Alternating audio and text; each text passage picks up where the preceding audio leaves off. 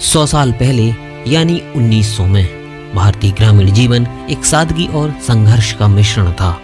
यह वह समय था जब भारत ब्रिटिश साम्राज्य के अधीन था और देश के अधिकांश हिस्से में कृषि और ग्रामीण जीवन का बोलबाला था। ग्रामीण भारत में सामाजिक संरचनाएं, आर्थिक स्थिति और जीवन शैली आज से बहुत भिन्न थी। इस समय का ग्रामीण भारत एक कठिन मगर सामूहिकता से भरा हुआ जीवन जी रहा था, जिसमें खेती, परंपराएं और सामूहिक कार्यों की अहमियत थी। तो बने रहिए वीडियो के एंड तक। इस सदी के ग्रामीण भारत की अधिकांश अर्थव्यवस्था कृषि पर निर्भर थी। ज्यादातर लोग किसानों के रूप में जीवन यापन करते थे। खेती छोटे पैमाने पर होती थी और अधिकांश भूमि का स्वामित्व जमींदारों या ब्रिटिश शासन के अधीन था। किसानों को अपने पैदावार पर भारी कर और जमीन मालिकों के शोषण का सामना करना पड़ता था। आधुनिक कृषि उपकरणों की कमी थी और बैल या हल से खेती की जाती थी। ग्रामीण भारत में जातिवाद एक प्रमुख सामाजिक व्यवस्था थी। उच्च जातियों के लोग निम्न जातियों से भेदभाव करते थे और समाज में कई तरह की कड़ी सामाजिक श्रेणियां होती थीं। जातिवाद ने भारतीय समाज को एक कठोर ढांचे में बांध रखा था, जहां गरीब और दलित वर्ग को बहुधा अपमान और शोषण का सामना करना पड़ता था। महिलाओं की स्थिति भी समाज में काफी पिछड़ी हुई थी। ग्रामीण क्षेत्रों में जीवन सरल और प्राकृतिक था, लेकिन यह कठिनाइयों से भी भरा हुआ था। लोग अपने दिन की शुरुआत सूर्योदय से करते थे और रात का भोजन सामान्यतः परिवार के साथ घर पर ही किया जाता था। अधिकतर लोग अपने जीवन की आवश्यकताओं के लिए खुद से कृषि करते थे और कुछ हद तक वस्त्र, भोजन और अन्य आवश्यक सामान के आदान प्रदान के जरिए जरूरतों की पूर्ति करते थे। उस समय ग्रामीण भारत में शिक्षा का स्तर बहुत कम था। अधिकांश ग्रामीण इलाकों में स्कूलों की कमी थी और शिक्षा मुख्य रूप से पुरुषों तक ही सीमित थी। महिलाओं के लिए शिक्षा प्राप्त करना मुश्किल था। हालांकि कुछ सुधारक आंदोलनों और सरकारी प्रयासों के कारण शहरी और ग्रामीण इलाकों में शिक्षा की बुनियादी सुविधाएं धीरे धीरे बढ़ने लगी थीं, लेकिन इसका प्रभाव बहुत सीमित था। उस दौर के ग्रामीण भारत में महिलाओं की स्थिति अत्यंत खराब थी।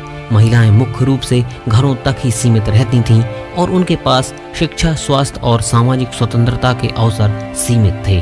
उन्हें पारंपरिक भूमिकाओं में ही बंधकर रहना पड़ता था। हालांकि कुछ सुधारक आंदोलनों ने महिलाओं के अधिकारों के लिए संघर्ष करना शुरू किया था, लेकिन कुछ खास रिजल्ट दिखाई नहीं दिया। भारतीय ग्रामीण जीवन में धार्मिक परंपराओं और सांस्कृतिक रीति रिवाजों का गहरा प्रभाव था। ग्रामीण इलाकों में हिंदू, मुस्लिम और अन्य धार्मिक समुदाय अपने अपने धार्मिक कार्यों और त्योहारों को बड़ी श्रद्धा से मनाते थे। गांवों में मंदिर, मस्जिद और गुरुद्वारे जैसे धार्मिक स्थल एक सामूहिक जीवन का केंद्र होते थे, जहां लोग सामाजिक और धार्मिक गतिविधियों में भाग लेते थे। ग्रामीण भारत में सामूहिकता और सहयोग की भावना काफी मजबूत थी। लोग एक दूसरे की मदद करते थे, चाहे वह खेती का काम हो या अन्य समस्या। गांव में लोग एक परिवार की तरह रहते थे और किसी भी मुश्किल वक्त में एक दूसरे का सहारा बनते थे। सामूहिक कार्य जैसे जल स्रोत से पानी लाना, खेतों में काम करना और त्योहारों की तैयारी करना गांव की संस्कृति का हिस्सा था। उस समय ग्रामीण भारत में परिवहन का साधन बहुत सीमित था। अधिकांश लोग पैदल यात्रा करते थे और कुछ लोग बैलगाड़ी या घोड़े की सवारी का उपयोग करते थे। रेलवे का विस्तार शहरी क्षेत्रों में हुआ था, लेकिन ग्रामीण क्षेत्रों में इसका प्रभाव बहुत सीमित था। गांव में सड़कें अच्छी नहीं थीं और परिवहन का साधन कम था, जिससे लोगों को अपनी जरूरतें पूरी करने में कठिनाई होती थी। उस जमाने में भारत में स्वास्थ्य सेवाओं की स्थिति बहुत खराब थी। ज्यादातर गांवों में अस्पताल या चिकित्सा सुविधाएं नहीं थीं।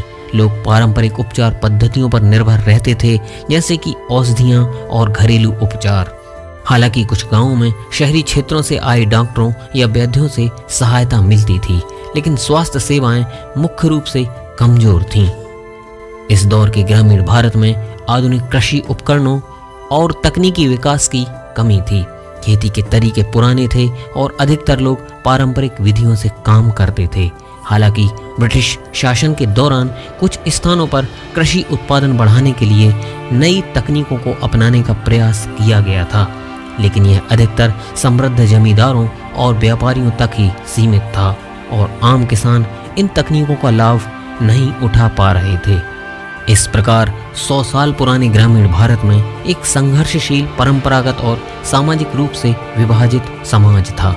यह समाज ब्रिटिश शासन के तहत गंभीर संघर्षों और शोषण का सामना कर रहा था और उसकी रोजमर्रा की जिंदगी सख्त चुनौतियों से भरी हुई थी। हालांकि ग्रामीण भारत अपनी सांस्कृतिक धरोहर और सामूहिकता के कारण जिंदा था, जहां लोग एक दूसरे की मदद करते थे और सामूहिक रूप से समस्याओं का हल निकालने की कोशिश करते थे। इन संघर्षों के बावजूद ग्रामीण जीवन में गहरी सांस्कृतिक जड़ों और परंपराओं का महत्व था। गांव में त्योहारों, धार्मिक अनुष्ठानों और पारंपरिक रीति रिवाजों का बड़ा स्थान था, जो समुदाय को एकजुट रखने में मदद करते थे। वहीं दूसरी ओर समाज में व्याप्त जातिवाद, महिलाओं की उपेक्षिता और शोषण और शिक्षा की कमी जैसी कई सामाजिक कुरीतियां थीं, जो विकास के रास्ते में अवरोध बनी हुई थीं। ग्रामीण भारत का जीवन आसान नहीं था, लेकिन वहां की सामूहिक भावना, पारंपरिक ज्ञान और मेहनत ने उसे संघर्षों का सामना करने की ताकत दी।